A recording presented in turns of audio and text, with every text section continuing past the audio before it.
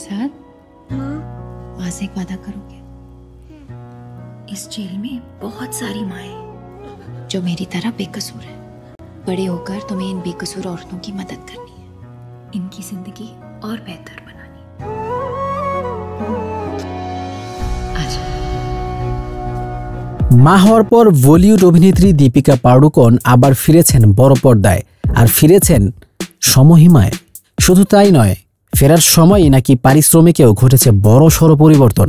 বলিউডে জোর গুঞ্জন, দক্ষিণী পরিচালক সন্দীপ রেড্ডি ভাঙ্গার নতুন ছবি স্পিরিটের জন্য এক লাফে পারিশ্রমিক বাড়িয়ে দিয়েছেন দীপিকা। আর এই ছবিতে তার বিপরীতে থাকছেন দক্ষিণী সুপারস্টার প্রভাস। এর আগে দীপিকাকে প্রভাসের সঙ্গে দেখা গেছে বহুল আলোচিত ছবি কল্কি এডিতে। অন্যদিকে রোহিত শেট্টির সিংহাম এগেইনে লেডি সিংহাম হিসেবে দীপিকা ঝলক দেখিয়েছেন দর্শকদের। গত বছর সেপ্টেম্বরে কন্যা সন্তান দুয়ার জন্ম দেন তিনি। মা হওয়ার পর কিছুদিন বিরতিতে ছিলেন, তবে এবার একের পর এক বড় প্রকল্পে ফিরেছেন এই অভিনেত্রী।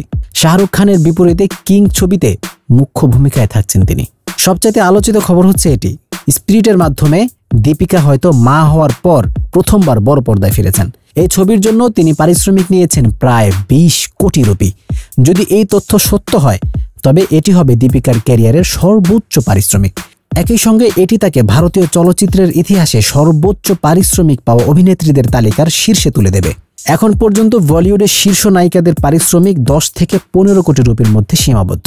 আলিয়া ভাট, রাশ্মিকা মান্দানা ও প্রিয়াঙ্কা চোপড়া রয়েছেন সর্বোচ্চ পারিশ্রমিক পাওয়া অভিনেত্রীদের তালিকায়। সেখানে দীপিকার এই 20 কোটির দাবি এক নতুন দৃষ্টান্ত তৈরি করবে বলেই মনে করছেন অনেকে। তবে দীপিকার অতীত ক্যারিয়ার দেখলে এই অঙ্ককে অস্বাভাবিক বলা চলে না। পদ্মাবত, বাজিরাও মাস্তানি, পিকো, পাঠান, জওয়ান ও ये जवानी है दीवानीর মতো সুপার হিট সিনেমার নায়িকা তিনি। প্রতিটি ছবিতে দীপিকার অভিনয় ও পর্দার উপস্থিতি তাকে দর্শকের এক অনন্য উচ্চতায় পৌঁছে নিয়ে গেছে। জানা গেছে স্পিরিটের শুটিং শুরু হবে চলতি বছরের জুন জুলাইয়ের মধ্যেই।